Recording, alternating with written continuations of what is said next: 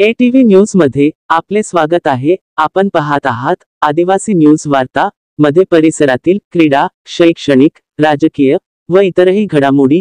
आता पाहूयात सविस्तर वृत्त। आदिवासी न्यूज वार्तासाठी नंदकुमार तोटेवाड। जलजीवन मिशन योजना फेल, प्रहार टीव्हीच्या बातम्यावर झिरवळांनी केले शिक्कामोर्तब। केंद्र शासनाने ग्रामीण भागातील जनतेला पाणी मिळेल या मोठ्या अपेक्षेने जलजीवन मिशन योजना, मात्र प्रशासनाचा निष्काळजीपणा, गुत्तेदाराचा हलगर्जीपणा आणि स्थानिक लोकप्रतिनिधींच्या दुर्लक्षामुळे जलजीवन मिशन योजना ही फेल झाल्याची मालिका प्रहार टीव्हीने दाखवली होती। हिंगोली जिल्ह्यातील काही गावांची याबाबत केस स्टडीच्या रूपाने जलजीवन मिशन बाबत मालिका प्रहार टीव्हीने प्रदर्शित केली होती। प्रहार टीव्हीच्या या बातम्यांवर महाराष्ट्राचे मंत्री तथा हिंगोली जिल्ह्याचे पालकमंत्री नरहरी झिरवाळ यांनी शिक्कामोर्तब केले।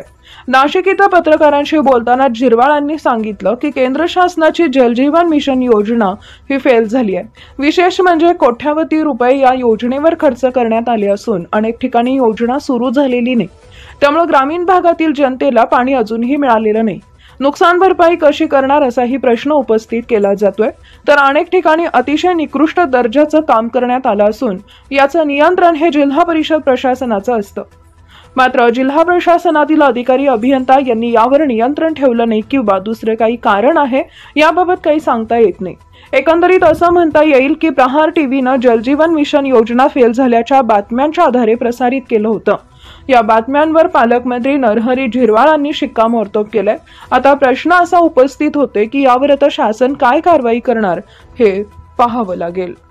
बैठक लावली तर जवळपास 23 गावं एक 2-4 दिवसात सगळ्यांना पाणी संपणार आहे। त्यांना तात्काळ टँकर देणं, कारण शेजारी आपलं जसं पूर्व भाग असेल तर आपण विहीर अधिग्रहण, बोर अधिग्रहण, तसं तिकडं बोर नाही, विहिरी नाहीत, कारण त्याला पाणीच लागत नाही। 400-400 फूट बोर करून त्याला पाणी मिळत नाही आणि म्हणून तात्पुरती जी नेहमीची व्यवस्था आहे का टँकर भरून आणि त्या गावांना पाणी देणं, पण ते सुद्धा एवढा अडचणीचं आहे का टँकर भरून आणला तो 8000 लिटरचा असेल। चढ्याची गावं आहेत तिथं 2000-3000 लिटर पाणी तर रस्त्यालाच सांडून जातं आणि म्हणून खूप मोठा प्रश्न त्या ठिकाणी तो पडला आहे का कशा पद्धतीनं जनतेला आपण आता याच्यातून सावरू। परंतु काय असेल, मी त्या दिवशी सांगितलं की बाबा शासनाचा टँकर एक, आपल्याजवळ पेसाचे पैसे आहेत, आपल्याला आयोगाचे पैसे आहेत ग्रामपंचायत स्तरावर, आपण सुद्धा खाजगी टँकर लावा आणि जेणेकरून एक टँकर टाकण्याऐवजी, कारण शासनाचे निकष मी आता परवाच्या 6 तारखेच्या बैठकीत सांगणार आहे का बाबा हे निकष सुद्धा बदलले पाहिजे का माणसी 20 लिटर पाणी, 20 लिटर। आता एखाद्या घरात माणसं 2च असतील पण जनावरं 4-5 आहेत, मग त्या जनावरांचं काय करायचं?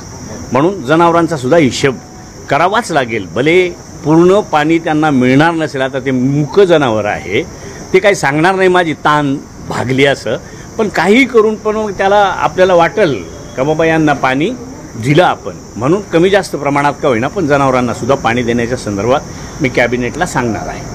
अनेक आपल्या भागामध्ये जर बघितलं तर जलजीवन मिशनचे जे कामं आहे ते कागदावरच पूर्ण झालेले आहे, प्रत्यक्षात ते कामं पूर्ण झालेले नाही, त्याच्यामुळे दुष्काळाच्या झळा ज्या आहे ते अधिक तीव्र जाणवत आहे।